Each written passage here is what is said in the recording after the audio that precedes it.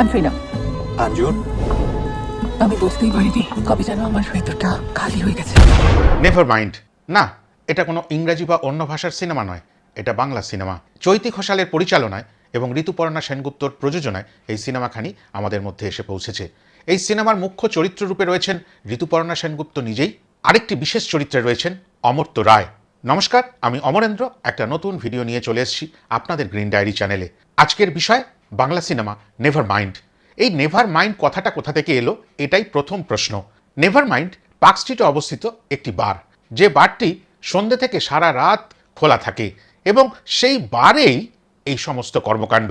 এই সিনেমাখানি বলতে পারেন একদিনের গল্প, আর এই একদিনের গল্পকে ঘিরেই অনেক নাটক, অনেক রহস্য। এই নাটক বা এই নাটকের পিছনের গল্প আর রহস্য, এই প্রত্যেকটি জিনিসের ধাগা একটু একটু করে খোলা হবে ওই নেভার মাইন্ডে গিয়ে। কারো বহুদিনের কিছু খোঁজ ছিল, সেই খোঁজেরও অবসান হতে পারে এই নেভার মাইন্ডে। কোনো ক্ষেত্রে দুই ভাইয়ের মধ্যে একটু জটিলতা ছিল, সেই জটিলতার অবসান হতে পারে এই নেভার মাইন্ডে। আবার কর্পোরেটে চাকুরিরত একাধিক মানুষের ওই কর্মস্থানের যে বিভিন্ন রকম সমস্যা, তারও সমাধান করে দিতে পারে নেভার মাইন্ড। হ্যাঁ, প্রত্যেকেরই হাতে একটু সুরার পাত্র থাকা দরকার, এটাই একমাত্র শর্ত।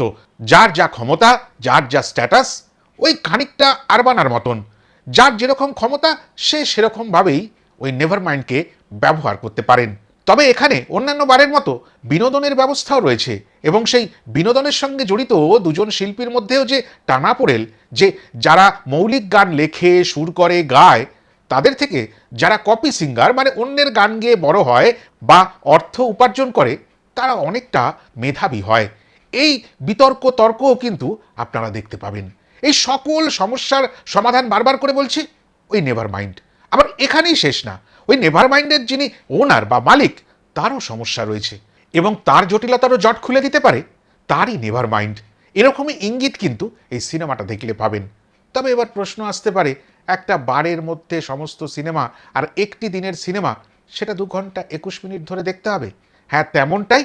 তবে যারা একটু অন্য ধরনের সিনেমা দেখতে ভালোবাসেন তারা নিশ্চিন্তে যাবেন, কিন্তু যারা একটু গতিময় সিনেমা দেখতে ভালোবাসেন, অনেক কিছু পেতে চান একটা সিনেমার মধ্যে, তেমনটা ঠিক এখানে হবে না। এটা আগেই পরিষ্কার করে বলে দেওয়া ভালো। যেমন ধরুন, আমাদের ছেলেবেলার দিকে যদি ফিরে যাই, একটা নাটক খুব প্রচলিত ছিল, আজও তাকে উপেক্ষা করা যায় না, ডাকঘর। রবীন্দ্রনাথ ঠাকুরের ডাকঘর। সেই ডাকঘরে অভিনয় করেছিলেন এই চৈতি ঘোষাল, তখন তিনি ছিলেন শিশু শিল্পী। আর আজকে যখন এই সিনেমার পরিচালক, তখন বেশ কিছু জায়গায় ওনার সেই অভিনয়ের ছোঁয়া কিন্তু উনি তুলে ধরতে পেরেছেন। সংলাপ বলতে গেলে কতটুকু সময় নিয়ে কিভাবে বলতে হয়, সেই মুন্সিয়ানা দেখেছি, তারা কিন্তু অনেক জায়গায় তেমনটার ছোঁয়া পেয়ে যাবেন। আবার চলে আসি এই গল্পের কাছে। ওই যে বললাম, কেউ কিছু খুঁজছেন, সেই খোঁজটা ছিল ঋতুপর্ণা সেনগুপ্তর, যার চরিত্রের নাম তৃণা লাহিড়ী, তবে তার ডাকনাম বা আদরের নাম মণি। এরপরে বলেছিলাম দুই ভাইয়ের সমস্যা, জটিলতার কথা। সেটা তাদের ভিটে মাটি নিয়ে সমস্যা, যেটা বর্তমান সময় বিশেষ করে দেখা যায়। পুরনো বাড়ি রয়েছে অনেকটা জমির ওপরে, আর সেই বাড়ির যে অবস্থান সেটা কলকাতা শহরের খুব নামি দামি অঞ্চলে যদি হয়, তাহলে সেই বাড়ির সদস্যদের মধ্যে একটু গন্ডগোল সৃষ্টি হবেই। কেউ না কেউ চাইবেই ওই প্রমোটারদের হাতে এই বাড়িটি তুলে দেওয়া হোক, তাতে অনেকটা মুনাফা এক ঝটকায় পাওয়া যায়।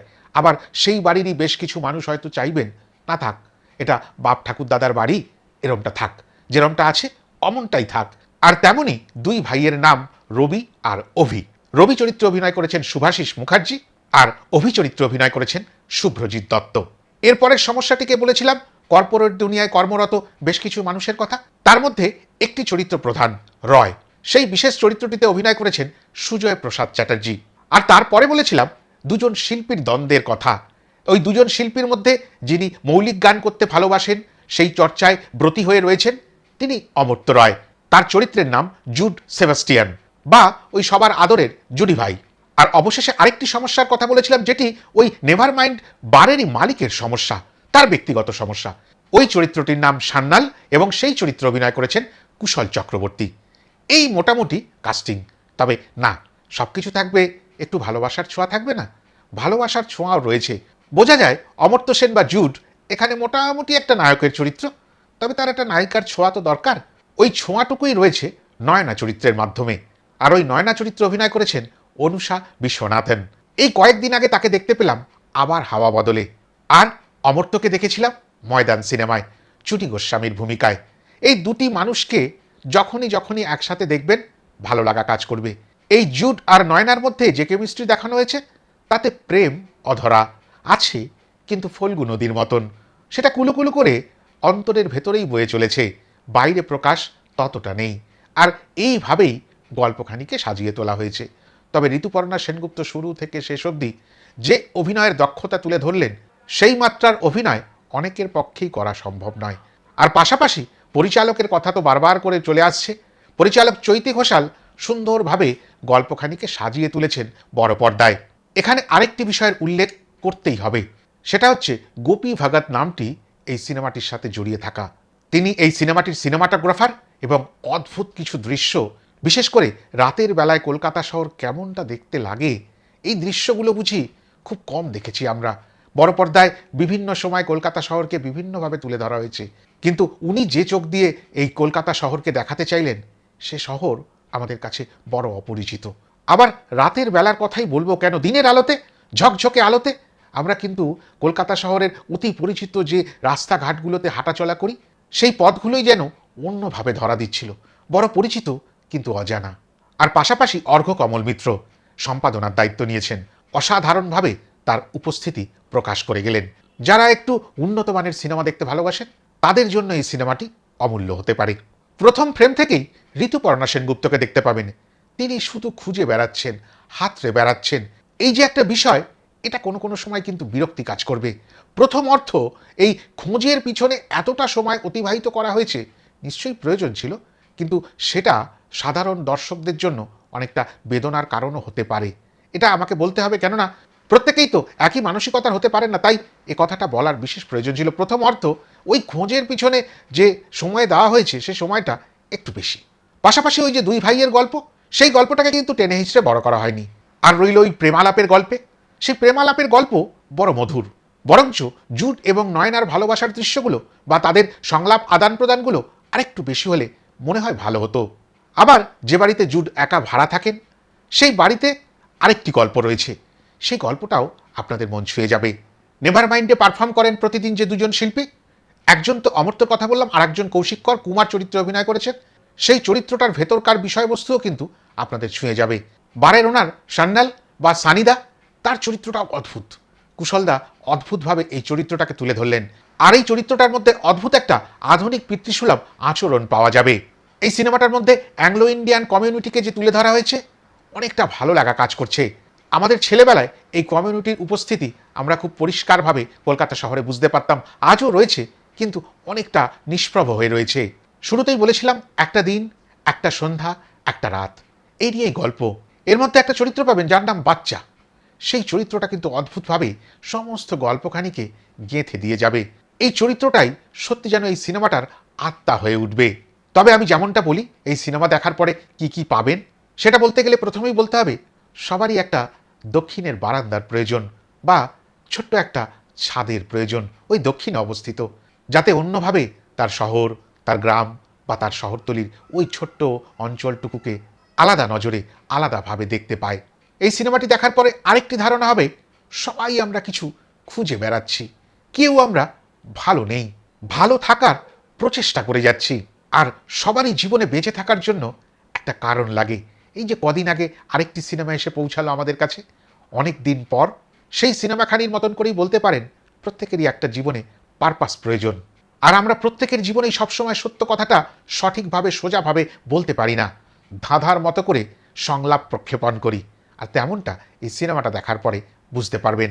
সমস্যা যেমন আছে, সমাধানও আছে, তবে তার মধ্যে না পাওয়ার বেদনাখানি বেশি করে অনুভূত হয়। আর সর্বোপরি একটা অতীত, একটা অতিথি, আর সময়কাল একটি মাত্র দিন। এই কথাগুলোই বলার ছিল। তবে অভিনয় প্রত্যেকের খুব ভালো, খুব ভালো। সত্যি কথা, একেবারে অন্ধকার জগতের বেশ কিছু দৃশ্য দেখতে পাবেন, যেই দৃশ্যগুলোতেও ছোট ছোট বেশ কিছু চরিত্র অভিনয় করেছেন। প্রত্যেকটা চরিত্রের অভিনয় আপনারা ভুলতে পারবেন না। আর ওই নেভার মাইন্ড বারের আনাচে কানাচে বিভিন্ন জায়গাকে ব্যবহার করে, বিশেষ করে আমরা জানি প্রত্যেকেই বারের ভেতরে সব জায়গায় স্মোকিং করতে দেওয়া হয় না, সেই ধূমপান করার প্রয়োজনে একবার পরে বাইরে বেরোতেই হয়। তখন অদ্ভুতভাবে দুনিয়াটা যেন বদলে যাচ্ছে, গল্পটা যেন পরিবর্তিত হচ্ছে। এই যে বিষয়গুলোকে সুন্দরভাবে পরিচালক সত্তা দিয়ে তুলে ধরা হয়েছে, এখানেই গল্পকারকে, চিত্রনাট্যকারকে এবং পরিচালককে কুর্নিশ জানাতে হবে। আরও দু একটি বিষয় ছুঁয়ে যাই। অদ্ভুত কালার গ্রেডিং, অবাক করা বিজিএম, বিশেষ করে ব্যাকগ্রাউন্ড স্কোরিং। বেশ কিছু ইনস্ট্রুমেন্ট ব্যবহার করা হয়েছে যেগুলো চট করে অন্যান্য সিনেমায় কানে ধরা পড়ে না। হ্যাঁ, নিশ্চয়ই করে ব্যবহার করা হয়, তবে কানে ধরা পড়ে না। আর সেগুলোর প্রয়োগ এতটা মাত্রা মেনে সত্যি অদ্ভুত ভালো লাগা কাজ করবে। বেশ কিছু জায়গায় বোকে এফেক্ট দেখানো হয়েছে। সেই ডেপথ অফ ফিল্ডের খেলায় আপনারা কিন্তু মেতে উঠবেন। অন্য ধরনের একটা উন্মাদনা, মাদকতা কাজ করবে। তবে একেবারে শেষে ওই ক্লান্তিহীন নিস্তব্ধ রাতে যখন পায়ে পায়ে অমর্ত্য এগিয়ে চলেছেন, জুড এগিয়ে চলেছেন তার আস্তানার দিকে, তখন একজনের উপস্থিতি আপনাদের অবাক করে দেবে এবং তার সামান্য একটু ছোঁয়া অনেকটা ভালো লাগা কাজ করাবে।